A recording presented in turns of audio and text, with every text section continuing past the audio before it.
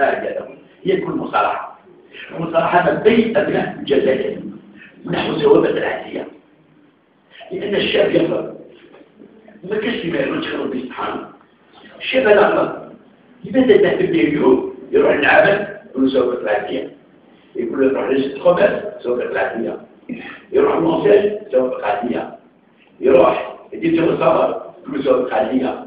ماذا تقول له ثوابت العادية؟ ما عنده حق في الخدمة، ما عنده حق في المونساج، ما عنده حق في الخبز، ما عنده حق في جو السفر. هذه حقيقة بها تفرض التنافس الاجتماعية باش جاءوا القانون تشارك ناحية ثوابت العادية للشباب الجزائري، لأن لا كانت المصارعة مع الشباب الجزائري ما راحش يبقى المشكل تاع الشاب، ما يبقاش يبيع مضروب وما يبقاش يبيع بالكلاشيات وما يبقاش الانتحار، لأن اليوم الشباب يتغلوه إما يكون انتحار إما وزارة يقول لك هذا الشباب حراك، إما يكون هذا الشباب يتعامل في الفرنسيات يبيعوا ويشري. إذا تبيتوش به كيف تبيتوا بالشباب؟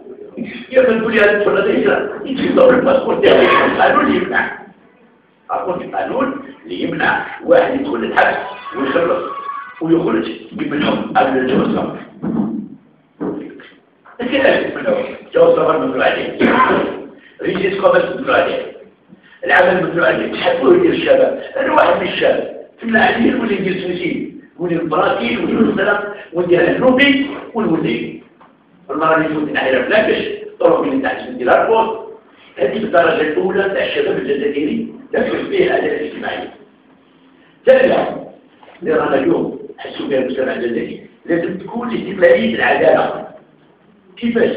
اليوم والي يغلط في حق المواطن ما عندوش حق بعد وقت قضائية. شرطية يغلط في حق المواطن ما عندوش بعد وقت قضائية. رئيس بلدية يغلط في حق المواطن ما عندوش بعد وقت قضائية. شطرنا دولة بدون قوانين. إذا كان اليوم ما نظرناش وما عطيناش لاستقلالية العدالة ما تقدرش تكون المستقبل تاع الجزائر صح. نتكلم عن الإسلام وهي عدالة ما فيهاش. ما هو الإسلام؟ الإسلام والأخلاق وعدالة، هي عدالة ما بين الجزائريين. نتكلم عن الثورة وهم مش متأهلين.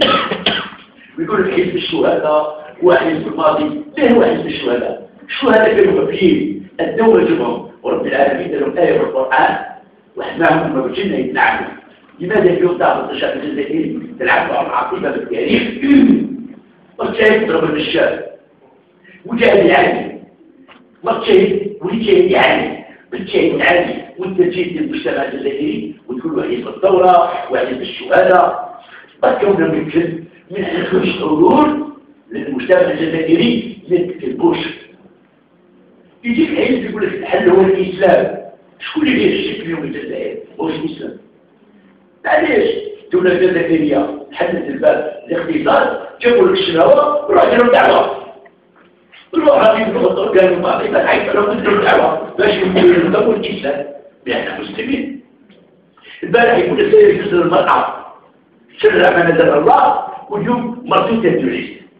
ما هو المشكلة؟ ما بدأتش المشكلة بين المجتمع الجزائري ولا حزب الجاه ولا حزب الإدارة. حزب الإدارة يتكلم عن الديمقراطية ويتكلم عن الشباب ويتكلم وهم يقولوا بحكومة وما يستقلوش بالشباب ويضربوا حتى شباب صغير. الحزب اللي ما يبنيش مستقبل وما عندوش برنامج وما بينك وبين المواطن هو البرنامج. نعطيك البرنامج إذا كان شفت البرنامج هذا حابب تكون مناظر دير بتاعها مرحبا بك. إذا ما عجبش البرنامج كاين البرنامج إما الحزب اللي يكذب على الشعب ويقول لك ندير لك السكنة وندير لك الخدمة. كيفاش يدير هذا الحزب؟ الدولة عندها الإمكانيات، عندها الريتم الرعاية، عندها الإدارة، عندها الريزور. ما قدرتش تحل المشكل تاع السكن وما قدرتش تحل المشكل تاع العمل. جينا حزب اليوم باش يبغضوا على النايب تاعي نقولوا ندير لكم الخدمة بالواد وندير لكم السكنة. ما نتكلموش على المجتمعات.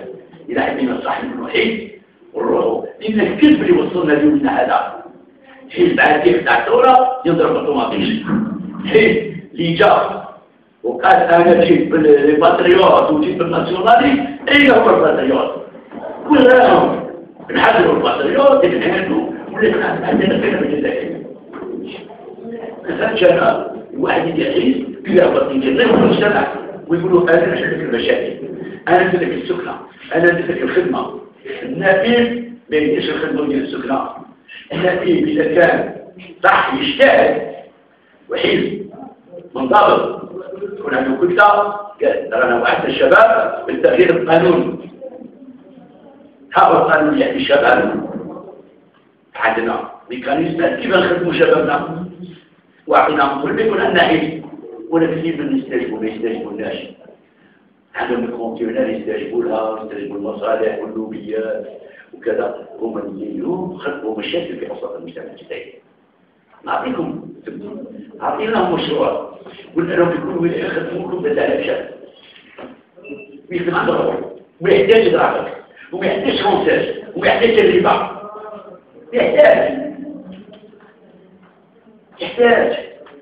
شنو نشوفوا المارشي تاع البنوك المونداتير يحطوا السلعة تبدأ تنفع تبدأ يخدم ويتعب يجيبها المونداتير يجي واحد يقول له خليها في 6000 ومن بعد يجي الاخر يقول له خليها ب 4000 وبعد يجي الاخر يقول له خليها ب 6000 باش تخرج للمواطن 11000 واش هذا الخدمه عندي المارشي وعندنا دي كارو ودينا المونداتير ممكن دي كوبيراتيف المديات كاميو كل كاميو فيه زوج من الشباب قال انت اللي تبدي الخضار كل اللي قال صار لك تونكا نحي الكوار شي كيف شاب قال مرة الدفاع بصوت عالي هكذا فعلا تصرح أول الكومنت التنسيب للخضرة التنسيب لحبوب التنسيب للياغور التنسيب وش اليوم والحانوت هو يروح بك الطلب بتاعه عم يقول اسمه يجيب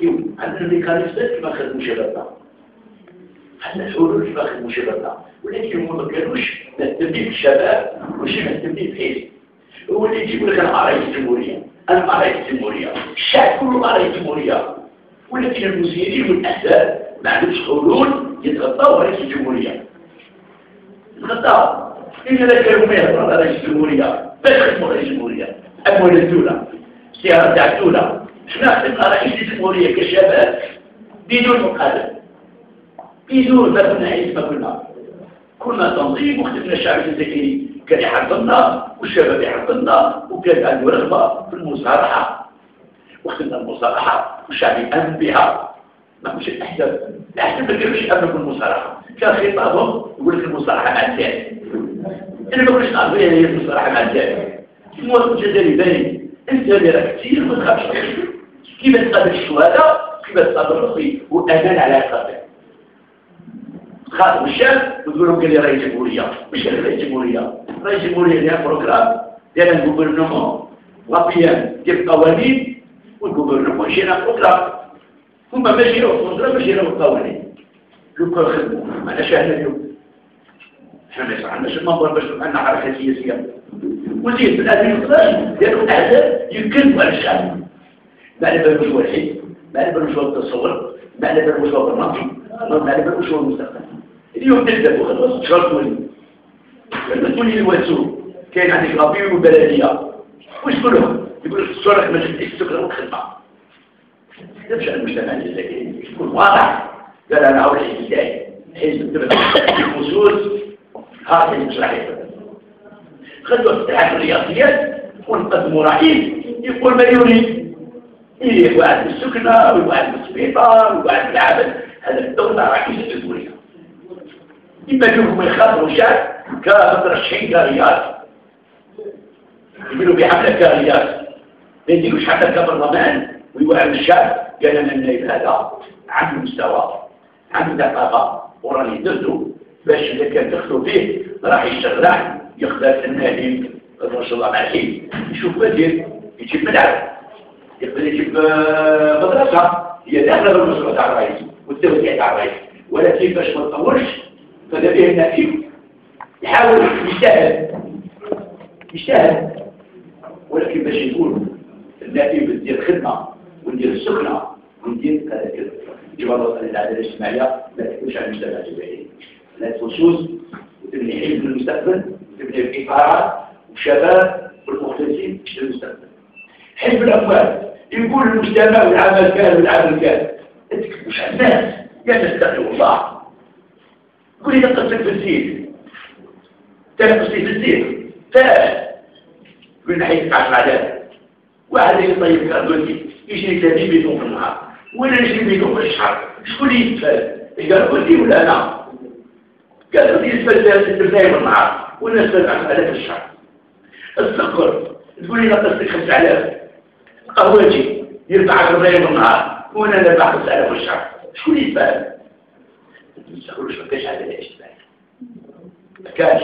الطبيب الصحة الأبناء في المكان الصحة كيف يجي الأولوية للصحة لازم الصحة ذات الإنسان والمستشفى المفتوح باش اليوم يكون المواطن الجزائري يتوجه إلى الصحة باش يكون عنده صحة. احنا نغلطوا عليه ونضربوا الطبيب وما نحاولوش معاه ويجي يقول لك أنا كده رئيس جمهورية دونك رئيس جمهورية وليس بالناس هذا هو النظام اللي تفرط خطأ.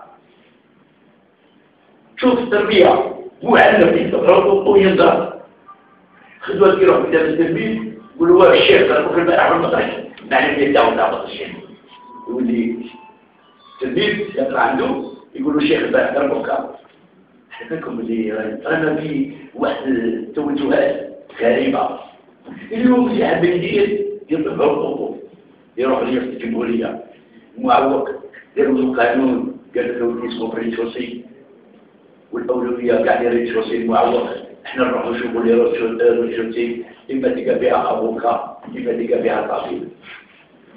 في بينهم القوانين اللي يحكموا المواطن. الفلاح ناظر عليه من رئيس الجمهورية بالضخ والراهم يشرب القربات البطاطا اليوم نحبوا يديروا الوثب البطاطا باش يكره بلاده باش يكره وطنه وباش يكره الانتخابات ردوها له الطلاشينات. علاش؟ شكرا عليك وزير يدعى عنده حيث ما قدرش ينفذ المواطن شويه خبره والماء واش فيه وخبره والماء في حاجه غلط ما يقدرش يعني المواطن في الشارع عليك والحزب ديالو يقول لك نديرو باش ديرو كذابين خداعين خلاص الشعب الجزائري مفاخر بحث يكون في انفجار اكثر من القوه اللي راه فيها موجود كتبوش على الناس كتبوش 2012 انا نهضر معكم بالك راني في الفيسبوك بالك معك مباشره في الفيسبوك باش نكتب على المجتمع ما تبقاش صراحه خويا تدخين دير صراحه اعطيتي زوجتك الخير ما اعطيتيش الله يوريك الخير ما نكتبش عليك ما تعطيوش ولكن غير الله تقول كان صريح معي كان صريح وما كانش يكذب وبنحيد ونحيد بالرجال يعرفوا يروحوا الوطن يديروا على الوطن شكون كاين لا يبقى في هذا الكلام انا حتى ندخل هذيك الفامي عندي 20 سنه وانا في النظام نقاتل من المؤسسات تاع الجيشان والفرونتيير اما الدرك 45 ديربي هو الطريق اما الشرطي مركب له ويجي والإدارة الإرهابية اللي تخلق المشكل ما بين الأمن والمواطن.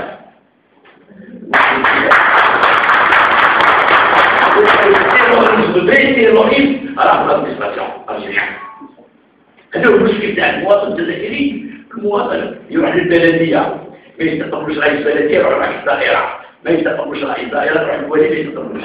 يحرز النواب الولي الانفجار أو الشرطة شوفوا شو هذا الضيفاي أسفل ما تقول عيب رجلهم للنكاتي والو غير ولادهم الربيين غير ولادهم النبار بالجستيس غير ولادهم سبحانه وتعالى شو هذا مثل من الجزائر باش يعيش الوطن الجزائري حر وتكون عنده كرامة ويعيش في بلاد البارح جات مندرمان أذهب الدولة بلا باسبور وديناهم الفوق العام اليوم كي رانا في الاستقرار من عليه الباسبور من عليه الخدمة لا مش ولادنا يا ناس لا مش ولادنا يا ناس تقول الله باش يقابلوا الشهداء باش يقابلوا ربي إنسان اللي يخاف ربي ويخاف شهداء ما يكذبش على نفسه لأنه يقول من بيتي وأمير رجل قائمة طويلة تاع الرجال خلوا أمانة للمجتمع الجزائري أن يعيش في عادة اجتماعية يعيش مش راح عايشين اليوم العودة كبيرة تاكل صغيرة إنسان ياخذ العاصمة يعرف وزير يعرف على واتسو ما ليش هذه واتسو عندها رجالة عندها الولاد صالحين عندها السوق تاعها عندها الشيوخ تاعها عندها فلاحين تعيش كما تعيش عنابة كما تعيش وهران عندها حق نحتاج عليها الرجال ولكن لو يبقى نحن نسوق تسوق تعليم راهي في المحيط تاعنا بالعربي عن تونس عن ليبيا ونعرف باش اليوم نقدم لها لازم نقدم لها كل الامكانيات نقدم لها من المشاكل الاجتماعيه من الحلول تاع المستشفى من امن الصحه من الاستقرار كل حاجه نقدمها لها.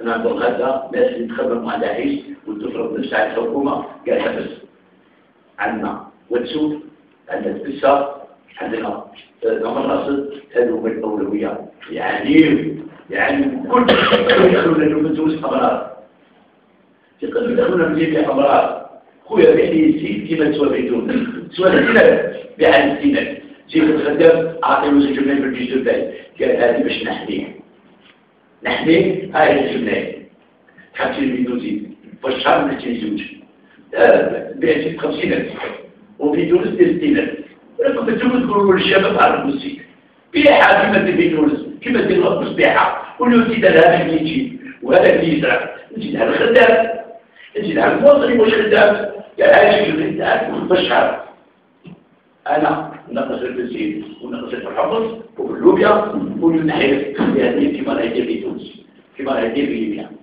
وهذا اليوم يولي لها 24 يربحها ما يربحهاش يجي لها 10,000 وفي تونس 10,000 يحتاجهاش تونسي واللي ما يحتاجهاش ما يفكروش تاعهم ما يفكروش في الاقتصاد تاعهم وما يفكروش في الجزائريين. انا فاكر بلي فرنسا في المستعمر 38 سنه اليوم مازال ما احتفلناش بالاستقلال 50 سنه مازال التأدينة تاع الاستعمار مازال يخدموا في القوانين تاع الاستعمار ولكن الاستعمار ما كانش يتعامل مع الشعب كما يتعامل اليوم.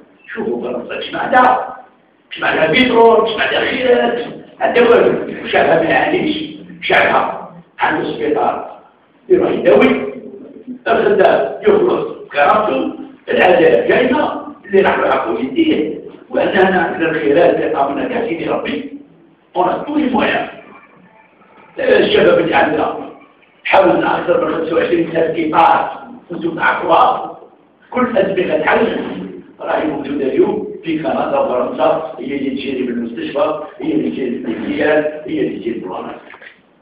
دونك بوش كانش في اسم اللي كان يكتب ويقول الحكومة حبس ما فيه سيد اليوسف روبيطان مصطفى دونك تعرفوا العاصمة رحتوا لها روبيطان مصطفى وسيد يوسف كيعطروا بالناس الطبيب يضرب حيث ما يهدر الطالب يهدر حيث ما يهدر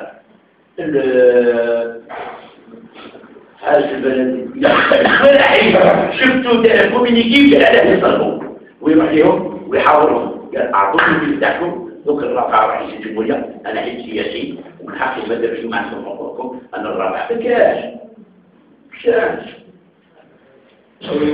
طالب اليوم نخدموا عليه دخمه ونحسبوا عليه دراس وما ياكلوا بهم غير الخدمات الاجتماعيه غير الديسكو اللي يديروا ياكلوا الخدمات على الفيديو واللي يديروا اليوم ياكلوا الكونتين يخرج ياكل بيتزا وما ياكلش الماكله علاش نصرف وعطاني موا 100 مليار والطالب ما ياكلش ويروح يشري بيتزا برا شي بريبار خويا نعطيو له بدي قال شنو بدي تاكل ونعطيها في يديروا ريستورون ولا ياكلوا الاطراف ياكلوا ونعطيو انصر انا يسقى 50 مليار ولا نصير 500 مليار على الخدمات الاجتماعيه نسرقوا المنشاه في 20% خطايا في 20% منتج 20% والكلاس وين رايحين بلادنا هذه اذا كان اليوم ما تبيناش بالعداله الاجتماعيه والله ما كان حتى الانسان اللي يقدر يهتم بشيء اخر العداله الاجتماعيه هي الحل على المساله المستقبليه هي الحل الوحيد اللي قادره تفصل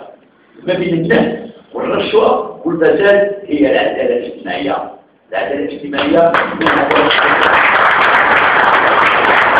تولي العداله تولي العداله ولا كاش ما كان نخاف ربما محيطه بالعشيه نخلوه الشيء